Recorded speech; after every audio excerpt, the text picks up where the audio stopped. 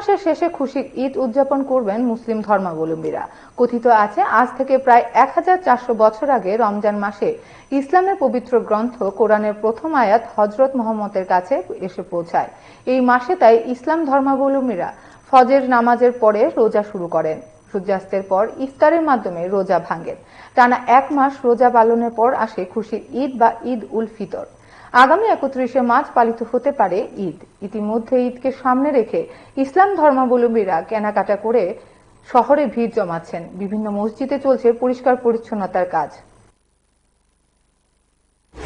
আমাদের গেদুমিয়ার মসজিদে পরিষ্কার চলছে কাজ। আমাদের এই আগামী এখন চলিত ঈদ উল ফিতর সামনে ঈদ আসছে, ঈদের প্রস্তুতির জন্য সাফাই চলছে এবং বিগত রমজান মাস অতিবাহিত হয়েছে। এখন আমাদের সম্মুখে ঈদ উল ফিতর দিন চলে আসছে, এই জন্য সাফাই চলছে, রং কাজ চলছে, গ্লাসের কাজ হবে, গ্লাসের কাজ আজকে শুরু হয়ে যাবে এবং রঙের কাজ, সাফাই কাজগুলা চলছে। দূর দূর থেকে, শহর থেকে লোক আসে ময়দানের মধ্যে, সমস্ত ময়দানের মধ্যে লোক ফুল হয়ে যায়। এই সাফাইয়ের কাজ চলছে। এইভাবে আমরা প্রতি বছরে সাফাই করি, এই বছরে সেভাবে কাজ চলছে।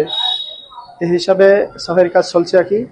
আমরা সবাই ঈদ উল ফিতরের যাতে সেই অনুষ্ঠান সবাই খুশি সুন্দরভাবে আদায় করতে পারি, সবাই যাতে অংশগ্রহণ করতে পারে, এই কাজকে সম্মুখে রেখে আমরা সবাই একত্রিত হয়ে এখানে ঈদ উল ফিতরের নামাজ অনুষ্ঠিত হবে।